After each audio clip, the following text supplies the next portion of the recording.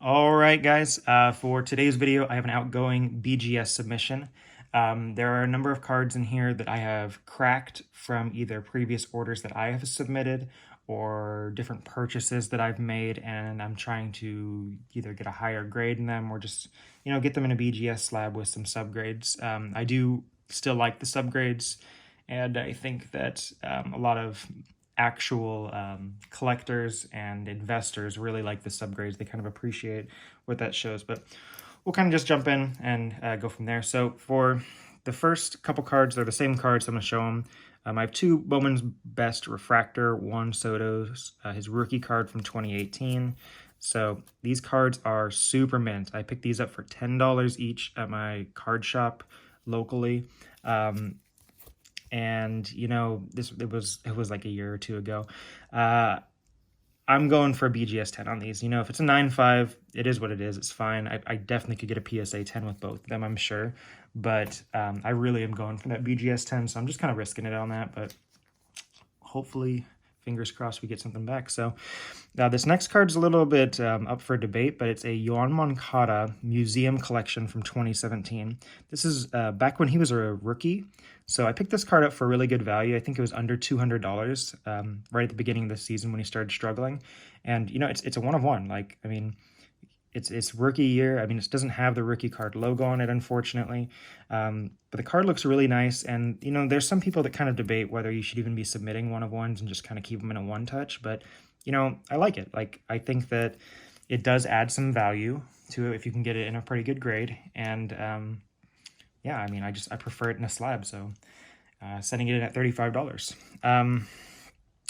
We got a string of these cards coming up, so I'll kind of go through them fast. But in the last video, I had a pretty big Matthew Lugo card. It came back a PSA 10, a red refractor from his Bowman First. That was a huge card. It's a pop one. I looked it up afterwards, but I have a bunch of his cards that I picked up before. And honestly, Matthew Lugo, he was kind of a prospect that kind of fell apart a little bit in the Red Sox system. And I picked up a lot of his cards during that time because he was a second-round pick, the nephew of Carlos Beltran. And so I really feel like that there's a lot of upside with this. And, all of these Matthew Lugo cards that I have here that I'm showing you, I picked them up for $15, $50, some of these cards. This card I think I picked up for like $48. It's out of 71. This is his Bowman First rookie autograph. So, like, these are big cards here, man. Like, I mean, these are some cards that I'm not super confident that they would get, PSA 10, so I'm sending them to BGS.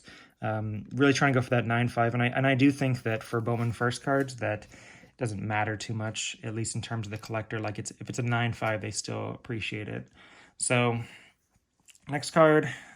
I actually will jump around here a little bit. So I have another Matthew Lugo. This is the Sapphire. So Sapphire Gold, this card's out of 15. So they've kind of jumped around on the numbering, but for this year, this was 2019 for Bowman. It's out of 15, so I can't really get that to focus very well. But I promise it's out of 15. I think this is a beautiful card. And then right behind it, we got the purple. And this card is one of the first cards that I actually cracked that I'm submitting. So this is a purple. This is out of 10. This was a CSG9. So I have that like right here from that old label. This is not a good label.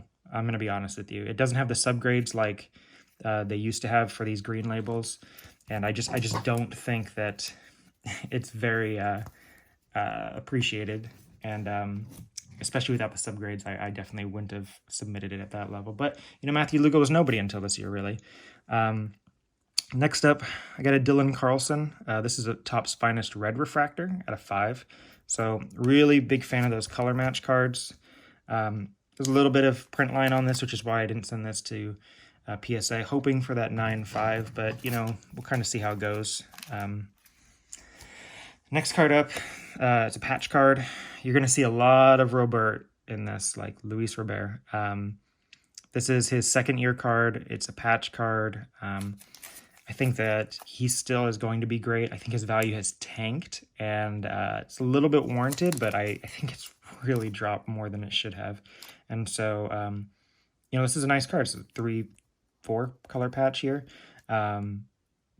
If he bounces back and, you know, becomes that MVP type candidate that I think he's going to be, that's going to be a big card. It's going to be a nice card to a collector. So this is a really unique card. This is from 2004. It's a Bazooka One-Liners. This is a game-worn uniform from Willie Mays. I got this for 25 bucks, like literally last week.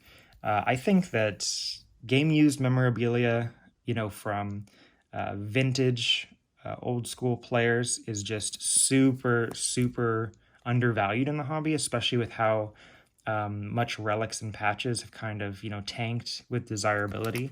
So I'm just kind of going for it. You know, I'm going to submit it. I got it for 25 bucks. You know, I think if it comes back at 9 and 5 even, probably could sell that for 100 easy. So next up, this is a pretty big card. It's Fernando Tatis, rookie out of 150. I have it taped up here, so can't really see his face, but it's a pretty clean card. I mean, there's a little bit of scratching on it. I actually expect this to be a 9 or maybe an 8.5, but you know, pretty good card regardless. So last set of cards that I have here, these are the big cards, so I saved the best for last. So I got another Luis Robert card here. I had sent this off to PSA and it came back in 9. It is about as clean as they come. So I don't know why it came back in 9, but it is out of 10. And so second year All-Star Rookie Cup, I really think that this card's going to come back at least a 9.5. And honestly, I'm kind of hoping for a 10, but I doubt it. There must have been something wrong with it to where it didn't come back. But here's another card that I cracked. Basically, all of these cards at the end here are cards that I cracked. This is the Vladimir Guerrero Jr. I sent this to PSA, came back a 9. I'm hoping for at least a 9.5. This is his Mystery Redemption card from Topps Heritage. So he was in high number. He has another autographed card that has him in the white jersey. This is the blue jersey. This is more desirable. And, you know, if I can get that back in a 9.5, that's going to be a sick card. Vladdy, obviously a big time player these days. So next up, here's probably the biggest card, second biggest card in this order maybe. So another Luis Robert card. This is his Sapphire. So Sapphire update out of 50. This also came back. This was a card I purchased, but it was a 9, PSA 9, and then had 10 for the auto. So sending it to PSA or BGS, I mean. And, you know, hope I get that 9.5 back because, again, that's a big boy card. We're sticking with the theme. Another Luis Robert. It's a gold. This card has no whitening, like at all, on any of these corners, which is usually what hurts this card. The backside, there's the smallest bit of whitening on this corner, barely noticeable, but everything else looks really sharp. And, you know, I sent this off and this came back a PSA 9. So I think that there's a really strong chance this is a BGS 9.5, and if that happens, that's definitely going to help the value because I don't know about you guys, but I've definitely noticed that PSA 9s in the hobby, not what they used to be. It's just, it's not a desirable grade anymore at any point. So if you have some of those cards, you can get it up to a BGS 9.5. I think that it's worth submitting. So here's another Yoan Moncada card. I picked this up, also PSA 9, cracked it. There's a little tiny corner ding here, so I do know why it came back a PSA 9. It's actually kind of surprising for Topps Chrome Sapphire, but yeah, this is a beautiful card. This is his gold, and this is out of 5, guys. 1 of 5, you see that? 1 of 5. So this is one of the biggest cards in the hobby for Yoan Moncada, out of his rookie cards, that is. And so I picked this up for a really good deal, and this was before the season started. And, you know, Moncada's 27, and I know he's been struggling this year, but he's put up 6 WAR seasons, like 6 wins above replacement. He's that type of player when he's healthy. So I just think that there's a lot of value in that. So hoping for the best. Another card I cracked, this came back a PSA 9, Rafael Devers. This is his 1983, I believe. Yeah, 1983 throwback from 2018 rookie card. And this is out of 25. You know, this is a pretty nice card. And Devers, again, we talked about it last time. He is in the MVP conversation by far. Leading the league in doubles, hits, runs. He's got a lot of things going for him this year, and he's going to get a massive contract, but hoping for that 9.5. I think I'm going to get it with this one. I really do. And this is one of the more interesting cards, another Luis Robert card, but this is from Heritage, and I don't know if you guys noticed it right away, but it is the nickname variation. And I picked this up in the offseason, when people really weren't paying attention to this. And I think that there's a little bit of whitening going on here. If this comes back a 9, that's fine with me, even if it comes back an 8.5, because I'll tell you, I got a PSA 8 for this, and I think I can do better than that. So if it comes back an 8.5, I'm even happy. If it comes back a 9, I'm even happier. So this is probably a card that I actually want to keep. I don't know if I'm going to be moving this card at all. I really like the nickname variations for Heritage, and so I just want to get it in a little bit of a higher grade, hopefully. So this card, I got a little bit of a story for this. So I picked this card up almost 3 years ago now, and it was a BGS 8.5. And the reason that I picked it up in that grade is because the centering was perfect. And so originally I was like, okay, well, I'm going to crack it and send it to PSA because I'm sure I can get a 9 for it.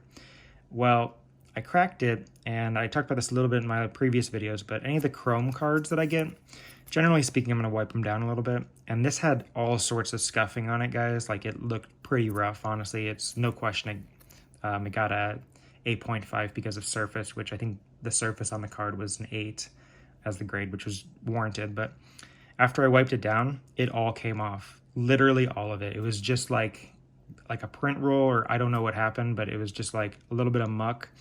And this card is like flawless now. I know that there are sometimes print lines with these guys, and on the back I think that there might be a print line across, but I haven't actually had too much of issues with PSA giving those 10s with those normal print lines. There's one right there. Yeah, I can see it.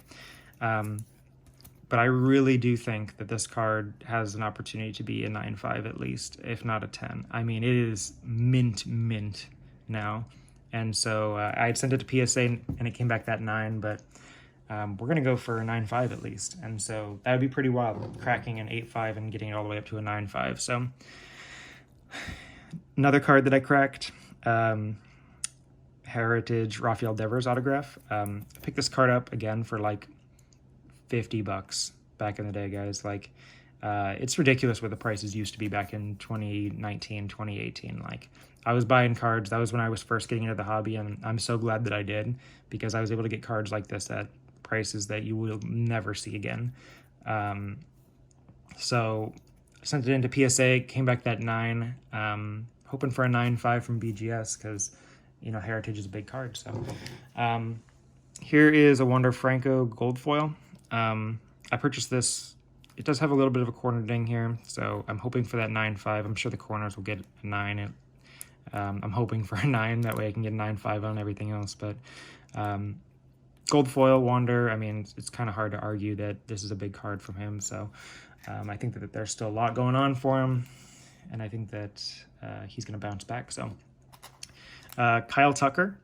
So I purchased a ton of Kyle Tucker, and I actually moved on from a lot of the stuff that I had. I had this really sweet booklet from Gypsy Queen that I bought for like $100, and I sold it for about $400 at the beginning of the season. But this is out of 25, 1984. It's the red parallel. It's the same thing as that Devers gold one. It's just red this year instead of gold. So this is a pretty nice card. I've had this for a long time. I picked this up for $25. Kyle Tucker was not anything super big after he first came into the league. So, but he is, he's a big star. I mean, he struggled at the beginning of the year, but honestly, I think he's an MVP candidate in the future. Like, he's that type of talent, and he produces at that level. So, and last card, this is a pretty cool card. Luis Robert, white border from Heritage. We're gonna clean this a little bit, and it got a little moisture on it. So this is pretty cool. The centering is clearly off, which is why I'm not sending it to PSA. It's not awful. I think centering will definitely get at least a 9 on this, but everything else looked pretty clean. Corners weren't bad. For Heritage, I mean, I'm sure it might come back a 9 for that, but surface looked great. I even got a chance to get a 10. And edging looks really solid. Thankfully, it's a white border, so it's really beneficial for the card. It doesn't show as much chipping as those black border cards do. But we're hoping for 9.5 on this. I mean, if I can get a 9.5 on this, I would be beyond ecstatic, because they only made 50 of this, guys. It's not numbered, but it's out of 50, so... all right, that is my BGS submission that's outgoing. Hopefully we can get some grades back here in the coming months. They have dropped that service level again to $35, and it is going to take a couple months to get back, but we will have subgrades, guys. Subgrades are important if you're sending to BGS. So thanks for tuning in, and see you the next time.